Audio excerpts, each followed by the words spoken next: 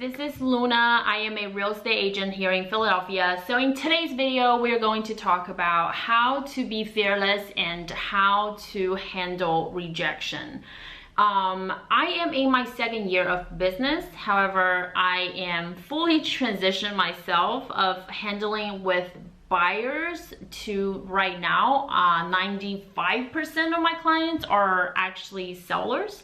I love handling listings just because, you know, if you keep prospecting, you always get tons of sellers in your database. It's just a no-brainer. It doesn't really cost you that much time, so it's more time efficient and it's easier for me to do time management. So if you guys haven't watched the video of my daily routine, I typically do prospecting Monday to Saturday. So I'll cold call about 5 to 6 hours each day and round it up like 1,000 phone calls a day. On Saturday, I'll start calling from 11 to 2 p.m. So in 3 hours time frame, I can probably get in like 400 calls to 500 calls, depends.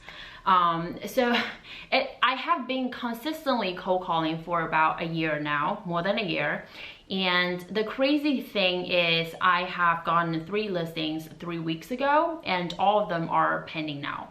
And last week I signed another 3 listing. 2 is already sold. 1 is actively on the market, but it's on day 1. We've already getting like a bunch of showings and we have received 1 offer. So there's no brainer. This house is going to be gone in another day or 2. But in this video, I want to kind of tell you guys like how I was able to say no to a lot of clients and how I was able to just focus on the qualified sellers, those smart sellers who are letting me do my job. So in order for you to do that, number 1, you have to have a large database. Number 2, you need to ask the right questions. So let's talk about database, right? Database is basically prospecting. No matter how hard it is, no matter how bad your mindset is, you still need to get in those hours of spending on the phone.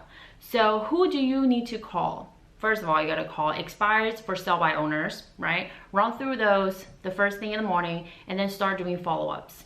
Follow-ups are the people that you are circle prospecting. Then, on this day, you probably tell them that I'll give you a call back in 2 months. Then you're calling me back in 1 month and then you're following up with those people.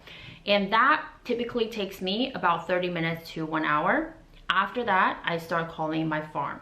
I target in Philadelphia, there are certain zip codes that I target in, which is 19149, Mayfair, 19152, 19115, 19116, 19114, maybe 19154. So those are the zip codes that I'm targeting currently. And then all my afternoon, from the time right after I'm done with my follow-ups, from 11 o'clock till 6 p.m. I would take a lunch break, but the whole 6 hours, I'm dedicating it to just cold call. So my script goes, hey, this is Luna with Canon Realty, just calling to see if you are thinking about selling your house. I ditched the enthusiasm when I first started cold calling. I'll be like really excited, high pitched, but until the end, 99 of these people, they're going to say no. So the best thing that you can do for your prospect is to make your script short and ditch the enthusiasm. Once you become really enthusiastic about something, people kind of instantly will think that you're a salesperson.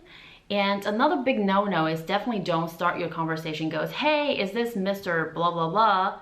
How are you doing today? Like, that's just nonsense. Like, you don't even know who that is. That's a total stranger. Just get straight to the point. What do you want, right? So that's kind of how my script goes. And because of have a large database and then also getting in front of your prospected sellers, oftentimes I come across objections. For example, the most common objection with a seller is I have to think about it. So what I do is 2 parts of my listing presentation. On the part 1, I'm gonna try to get a feel of if they are ready to list tonight. If they are using me as an agent, by the end of the listing appointment, they are sold using me as an agent. If they say no, I'm gonna pack up my stuff. I'll just politely leave because I don't want to leave them with any more information. However, if these people said, yes, we're ready to list with you tonight, we're using you as the agent, then I go ahead and tell them how much I think they should price the home for.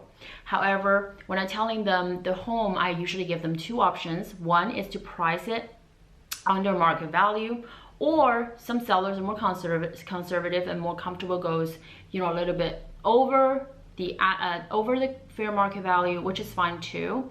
So they will leave with two different options.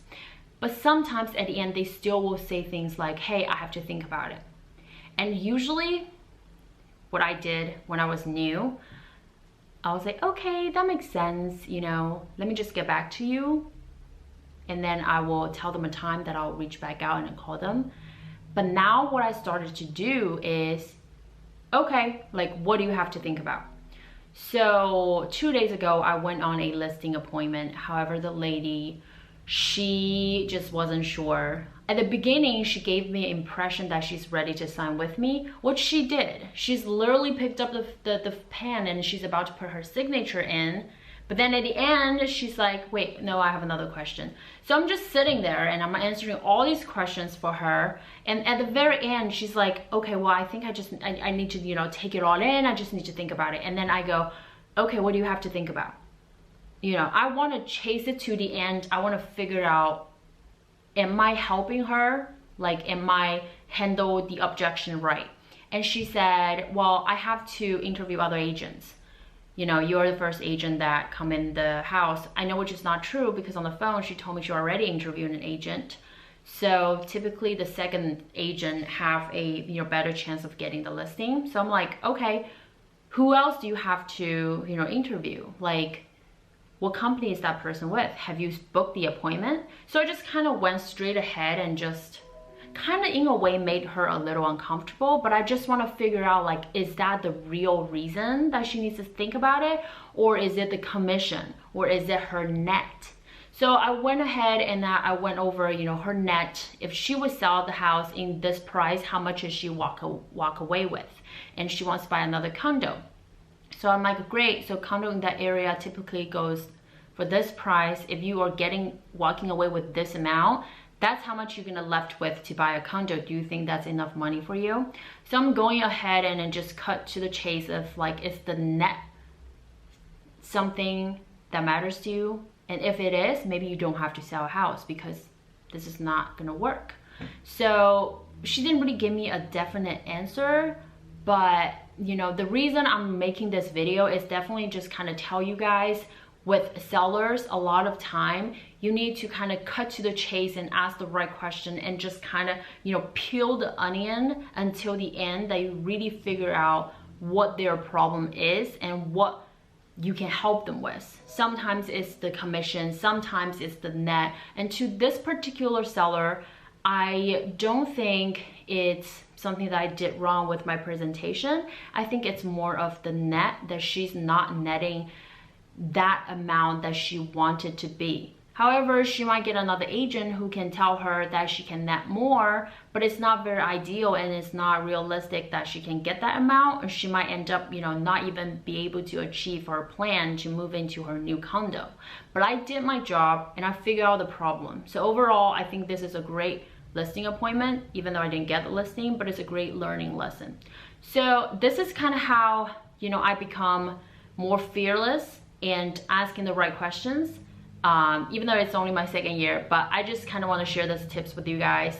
And thank you so much for watching this video. If you like those sit down chit chat talk video, hit the like button, leave a comment down below, subscribe to my channel. This is Luna over here. I will talk to you guys in the next one. Bye.